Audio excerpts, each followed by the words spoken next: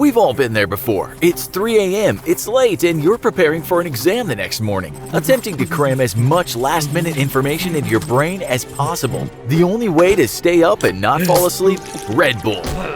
But as every minute passes and every fresh can of that delicious energy drink is cracked open, is it too much? Can it be too much? Can you overdose on caffeine? Caffeine is a natural stimulant that affects the brain and the central nervous system. It helps prevent onset tiredness and keeps us generally more alert. Caffeine's primary function is on the brain. Once it hits your gut, it enters your body and bloodstream relatively quickly. Adenosine is a neurotransmitter in the brain that makes us feel tired and relaxes us. But once caffeine reaches the brain, it will connect the adenosine without activating it. So basically, we don't get tired when we should.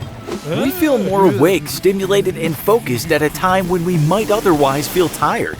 Because caffeine enters the body and the bloodstream through the gut, it usually kicks in pretty fast. The amount of caffeine found in 1 cup of coffee generally takes 20 minutes or less to take effect. A can of Red Bull can actually begin making us feel more alert in as little as 15 minutes. So, when is too much? It's generally accepted that up to 400 milligrams of caffeine is healthy and safe. That's roughly 4 cups of coffee. To put things in perspective, a single 8-ounce serving of chocolate milk contains 2.7 milligrams of caffeine. Decaf coffee contains 3 to 12 milligrams. Soft drinks contain 20 to 40 milligrams. Brewed tea has 40 to 120 milligrams. Energy drinks like Red Bull have 50 to 160 milligrams, while coffee and espresso can have between 120 to 720 milligrams of caffeine. Doctors say if you intake over the accepted 400 milligrams of caffeine, you can expect to start having some serious side effects. Those might include migraines and headaches, nervousness, increased heart rate, upset stomach, muscle tremors, and insomnia. Okay, so those are the general symptoms that might begin to take effect. But what really happens as you progressively drink more?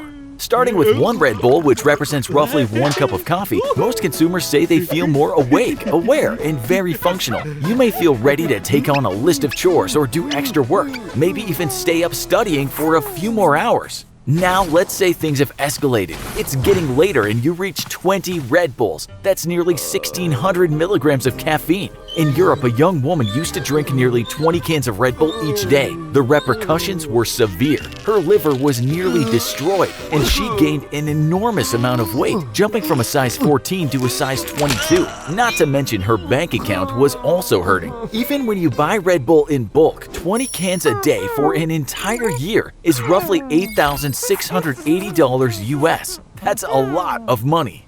Let's just say for fun that things get really bad and you consume 100 Red Bulls. That's nearly 8,000 milligrams of caffeine. This is serious health problem territory. Effects now escalate to seizures, strokes, and even hallucinations. In 2012, a user posted a review of 5-hour energy drinks claiming he had consumed 22 5-hour energy bottles all poured into a big gulp cup and consumed them in a very fast time frame. He said he hadn't been able to sleep in over 72 hours, no longer could feel his own pulse, and was suffering from hallucinations.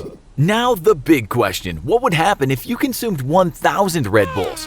Really bad things, even if you could get past the severe dehydration that would probably occur early on, and the numerous other health problems that would manifest pretty early. Most likely you would have severe heart palpitations, and eventually can and probably will lead to a stroke. Your body's internal organs might slowly cease to function, including the kidneys and liver, and the possibility of death is serious, especially if you have a pre-existing health problem.